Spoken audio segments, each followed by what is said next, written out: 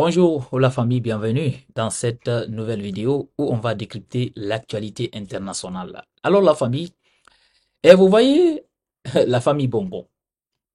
Quand on vous dit la famille, certains présidents africains sont des maudits.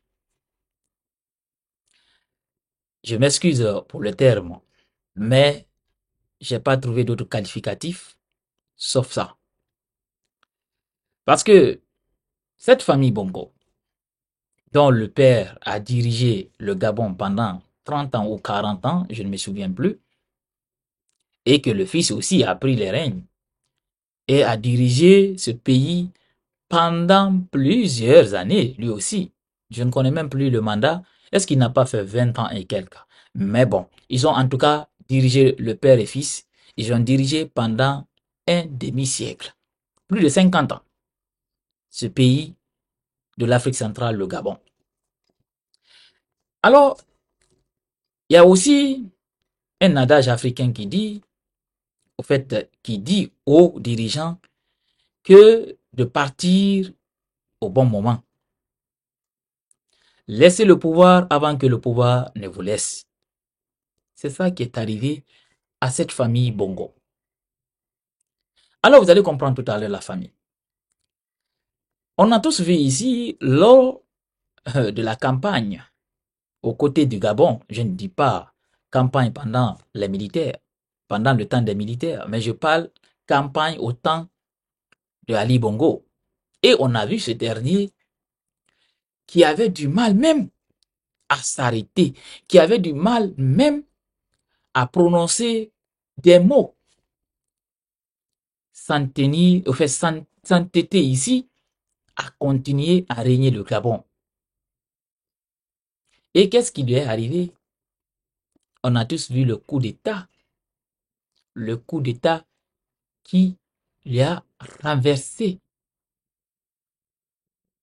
Alors, c'est pour ça que je vous dis, les pays, au fait, les dirigeants africains sont des maudits. Il y a une malédiction qui les suit. Parce que cette malédiction, tout le monde sait d'où ça vient. Ça vient parce que c'est, en fait, c'est un poignet de, de personnes qui prennent toutes les richesses d'un pays pour s'enrichir. C'est pour ça ils ne voient rien, même si on leur parle, ils n'entendent pas. C'est ça qui leur arrive. Alors la famille, c'est quoi l'actualité? Parce que pourquoi j'ai commencé à dire tout ça au début de la vidéo? Parce que cette famille, dès le coup d'État aux côtés du Gabon, la famille Bongo, ses enfants, sa femme ont été arrêtés et mis en prison. Aurait été la négociation du président de Guinée équatoriale, au fait, oui, de Guinée équatoriale, cette famille-là, je ne dis pas Ali Bongo, parce Ali Bongo n'était pas du tout, n'était pas du tout en prison. Pardon, c'est pas Guinée équatoriale, mais l'Angola aurait été la négociation de son président afin de les libérer et que cette famille-là puisse partir en exil dans son pays. Sa femme, Sylvia, et son enfant, Nourdine, allaient en tout cas rester, je ne dis pas à vie en prison, mais ils allaient faire un bon moment en prison. Mais aujourd'hui, on voit cette famille qui a tout eu, cette famille qui hier avait tout, avait des garde-corps, avait les moyens de partir là où ils veulent. Et aujourd'hui, cette famille est sortie par la petite porte, la famille, la petite porte pour aller se réfugier aux côtés de l'Angola. Quelle triste fin pour cette famille Bongo. Quelle triste fin. Parce que moi, c'est comme ça, je vais dire. Quelle triste fin. pour cette famille. C'est pour ça que je vous dis, il faut laisser le pouvoir avant que le pouvoir ne te laisse. Et doit être, au fait, ça devrait être une leçon pour tous les dirigeants, pour tous les petits dictateurs. Mais ils ne comprennent pas du tout. Alors, l'avion de, l'avion de famille Bongo a décollé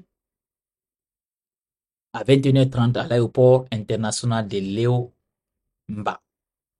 Et l'avion privé qui a été envoyé par le président João Lorenzo a atterri 1h30 plus tard dans la capitale angolaise.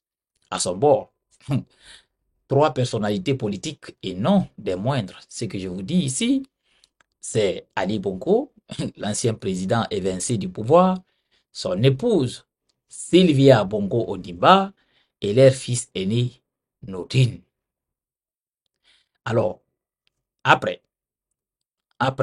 la fin de 20 longs mois en détention de sa femme et Nordin, et on les a mis à résidence surveillée, n'oubliez pas, Ali Bongo, qui refusait en tout cas de quitter son pays sans le reste de sa famille, bien qu'il a fui, autorisé par les autorités.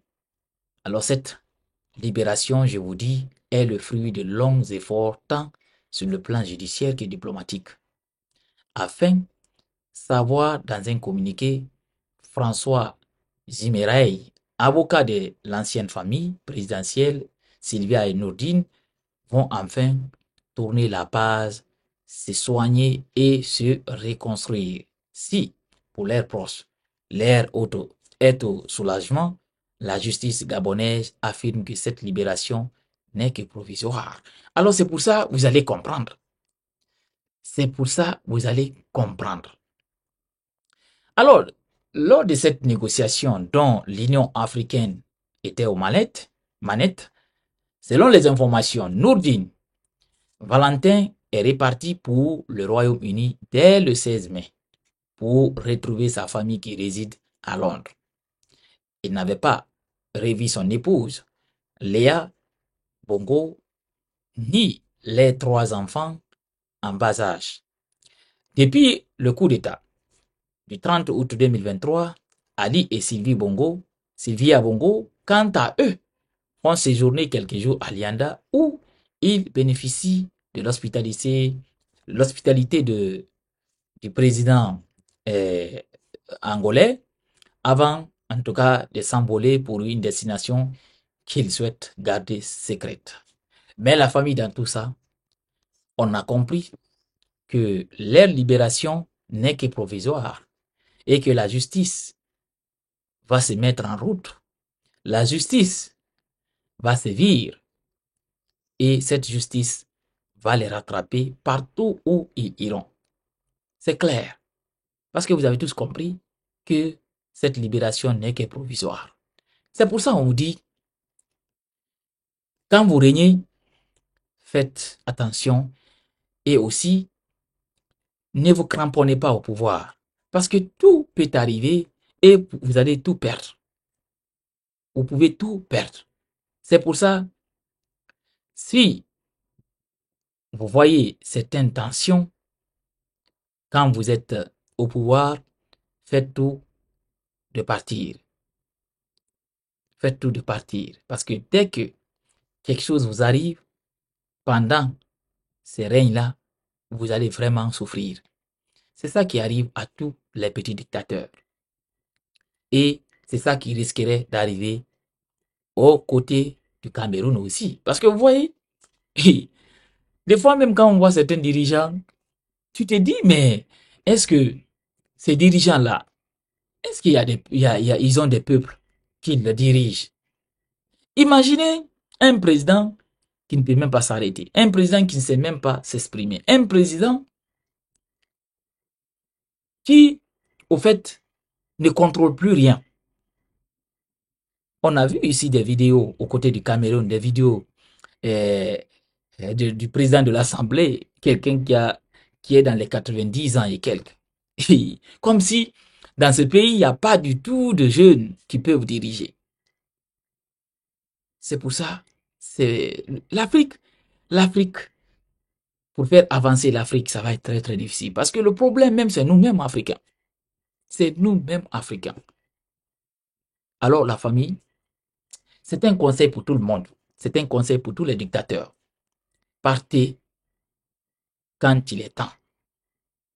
Partez.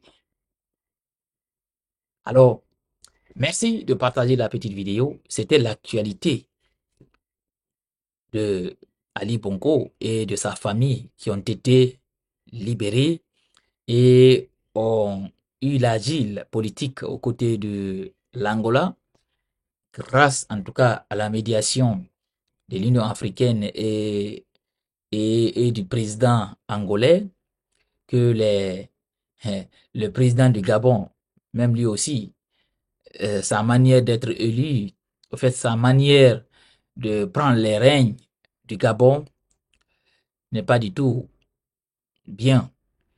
Mais quand même, ils ont accepté de libérer la femme de Ali Bongo et son fils, dont aujourd'hui ils ont trouvé refuge aux côtés de l'Angola, à Lianda. Mais vous avez compris quand même que leur libération n'est que provisoire, en tout cas selon les informations qu'on a apprises. Et on ne sait pas en tout cas la suite, mais ce qui est clair, rien n'est terminé encore pour eux. Merci, à très bientôt pour une nouvelle autre vidéo.